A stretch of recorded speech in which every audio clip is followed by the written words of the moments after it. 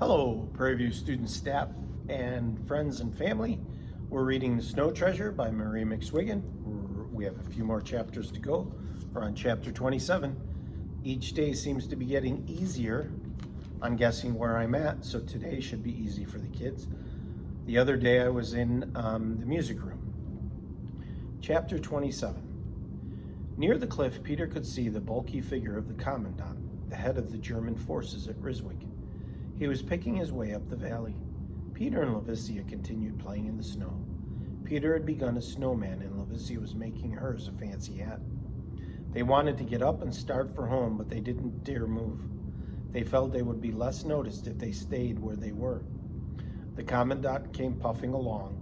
He seemed to have trouble lifting his feet in the deep snow. In his hand he carried a little light cane, a swagger stick. He plodded along until he came to the children. When he got there, he stopped in his tracks. If he'd only go on, Peter growled to himself, but he didn't dare look up to see. His hands were busy with the snow. His head was hot and his mouth was dry, and there was a buzzing in his ear. What would happen now? What if the commandant found the bricks buried under the snow? Why, there were more than 1,000,000 kroner right here at their feet. "They're searching for a German infantryman," the commandant announced to the children. "Have any of you seen a man in these woods?" Of course, there was no answer. He turned aside to whisper a few words to Lieutenant Sitdown. Then he spoke to the children in a loud voice.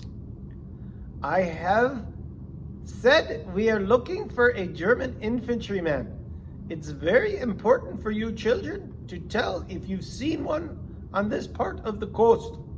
There's a severe penalty attached if anyone has seen him and has not reported it." Still the children said nothing. "I've a good mind to give you children a lesson in manners." His voice was angry. "When you're spoken to, it's only right that you should answer. Has no one taught you that?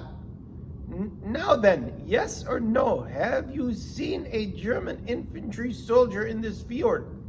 The children acted as if they had not heard him.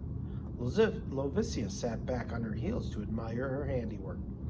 But Peter, for all he tried to be cool, felt a terrible thumping in his chest.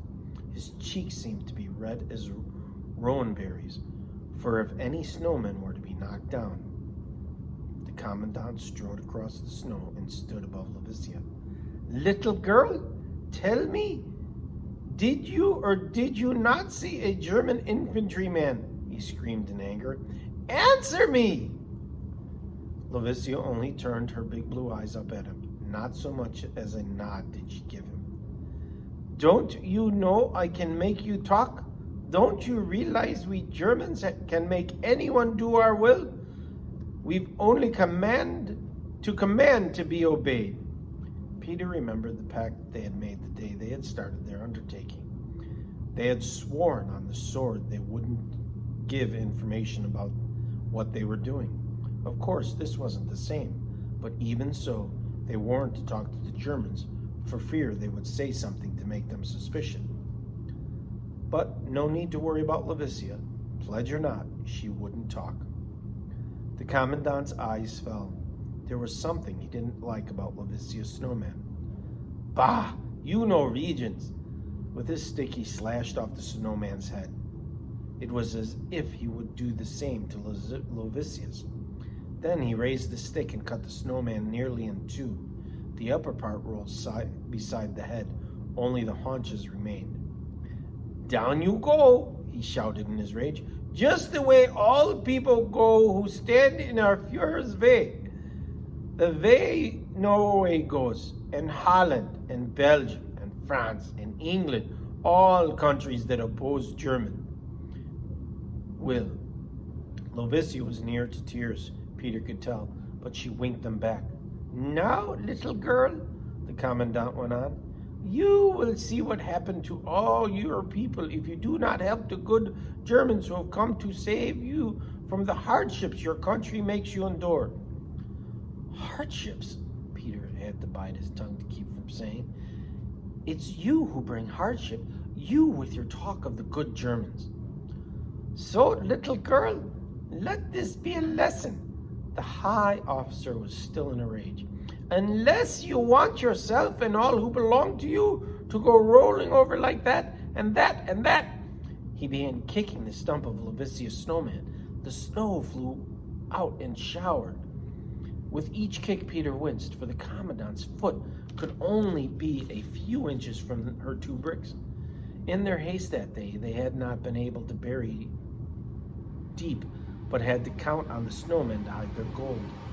The high officer had evidently decided to give Lavicia a thorough lesson, for he lifted his foot for another kick. Like a football player, he would stood back to swing at what was left of the snow figure. In another minute, he'd stub his toe against the brick, Peter thought. Then he gathered up a handful of snow. He rolled it into a hard ball. Then he stood back and took aim. It landed exactly on the commandant's right ear, as Peter meant it should. Then Peter took to his heels and ran for the woods. See you later.